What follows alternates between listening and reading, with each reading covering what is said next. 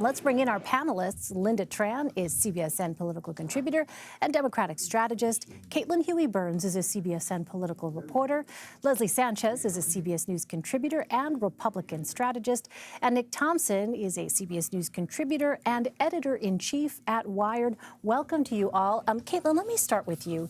Is there anything that the president might push for that Democrats could possibly get behind? Well, possibly the idea of fixing prescription drug prices, which is something you hear over and over again, at least in the midterm election from voters, as a bipartisan issue, a place that all sides kind of want to get these costs down. But how to do it remains a really open question. Also, of course, on infrastructure, again, how to do it remains a very open question with stark divides on policy. But I think Nicole alluded to this, and I think it's really important that after the government shutdown especially, Democrats don't anticipate that the president will be where he stands on one day to the next.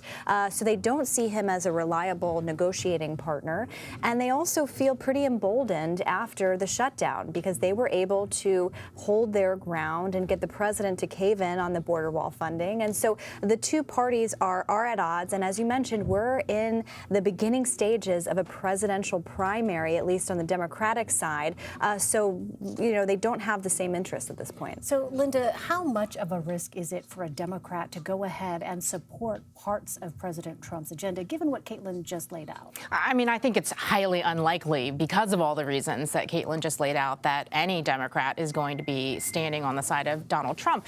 But beyond the politics of the moment, the largest problem he faces is that thing that Nancy Pelosi said just a few weeks ago. We need to start with a baseline set of facts and agree that the world is a certain way to begin with before we can start talking about what the potential solutions are. It's one of the reasons why negotiating with him is totally slippery.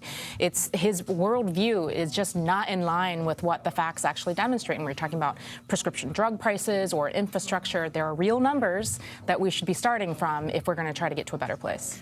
Leslie, let me ask you. The president is going to be trying to strike this tone of unity tonight. Is that a message that's just aimed at Democrats or perhaps at Republicans as we approach 2020? It's a shrewd question, Elaine. Yes, well, we try. It's very necessary. It actually is, because we saw this week that there were legitimate efforts made to tap down any kind of idea of challenging the president in 2020, and they were talking to party leaders about that. This is one of those things that can be great or a missed opportunity. It's great if you can push an agenda so firmly that redirects the conversation around a set of ideas like Caitlin's talking about that people have agreed to in the past. Why wouldn't they agree to them now? And that's what we'll be talking about tomorrow. If that doesn't happen, then it's a lot like what we said before. It's this big speech. It kind of gets a lot of bluster, but no meaningful traction. And that's what we're looking for. And what they should be talking about, and, we heard on this panel earlier, is these strong job numbers and the strong economic growth, because that's the movement and the agenda we want to be moving into 2020, rather than talking about, closing the government again. Nick, on the prospect of election interference, the Justice Department and Department of Homeland Security announced today that there's no evidence to date of any foreign interference in the 2018 midterm elections. Do you expect the president to talk much about this tonight? Definitely not. I mean, the president, the last thing in the world he wants to talk about is election interference, because he doesn't believe it happens, and he knows that the people who do believe it happened helped him get elected, and he likes to talk about how he got elected by virtue of his own virtues.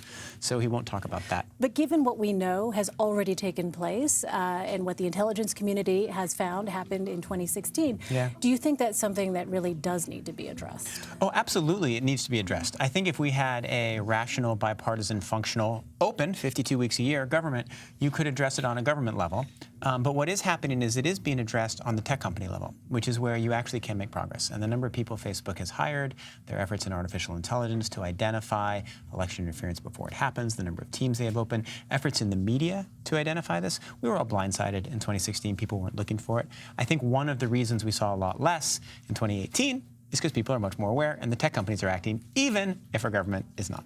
How much of tonight's address, Caitlin, do you think is going to be along the contours of what we might see from the president's campaign here as we get closer to 2020? Absolutely. I think that's a really good way to look at it. Not only will you have his challengers in the crowd looking at Cory Booker, Kirsten Gillibrand, Kamala Harris, Elizabeth Warren. These are Democratic senators who are already engaged in a primary to take Donald Trump on. But the president here, as we mentioned, it's his first address to divided government. It's the beginning of his reelection campaign. I think that's the way we kind of have to look at it, because he's going to be talking about the State of the Union that he sees, his vision, not only for the country, but his accounting of what he believes to be his administration's successes. So in some ways, you can look at this as kind of the opening pitch for his own reelection, and you'll see the response from Democrats. And you're going to see, this really sets the ground for the 2020 campaign. You're going to have the president with one vision and Democrats with a very different vision of the same country. You go ahead. You want to say something? A question, or ask you for the three of you. So I watched Trump's State of the Union speech from last year, last night. And you know what he does? He talks about prescription drug prices. He talks about the great economy. He talks about an immigration reform bill. He's totally bipartisan. And then it all went away. We didn't really have any progress on any of those issues. And in fact, 2 days later, he was hate tweeting the Democrats. So is this just going to be Groundhog Day? I think many people believe that's true, but I don't think we're going to wait 2 days. You think he's going to start hate tweeting tomorrow?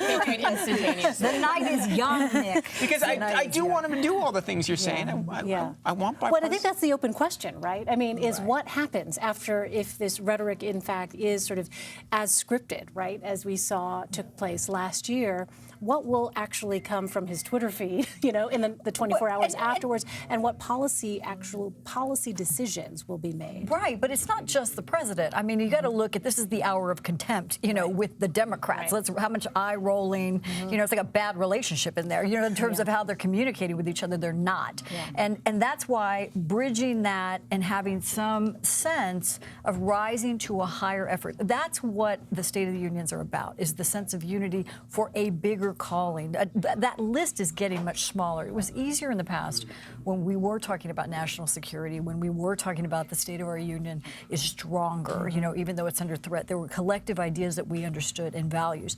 It's so different now, despite the fact we have a strong economy and there's a lot of things we should agree on. So you can't argue the president has disrupted that dynamic. And I think until we get through some of these rough spots, we're going to fundamentally see where these issues land. The problem, though, is he's always going to have a credibility problem. In his first 2 years, he had the opportunity to potentially make progress, I think, in the areas of infrastructure, prescription drug pricing, maybe, something for the dreamers and all of those things that you see a lot of bipartisan agreement around. However, he can't stick to the facts of the real world, and he has now shown himself to be just so slippery when it comes to negotiating. There's not a lot of impetus for Democrats to come to the table. But do you think that he is fundamentally incapable of change, or do you think that there's so much water under the bridge at this point that even if he did change, the Democrats wouldn't accept it? I think it's both. I mean, back it's to like the relationship metaphor. Can they get back together again if he behaves differently? Not without a whole lot of therapy. No, I mean, we spent all of the 2016 cycle waiting for him to pivot to being presidential. We now know that's never going to happen. We've now spent the last 2 years trying to get to a place where he is going to, negotiate in good faith, and that hasn't happened. And so there's just not a lot of reason to hope.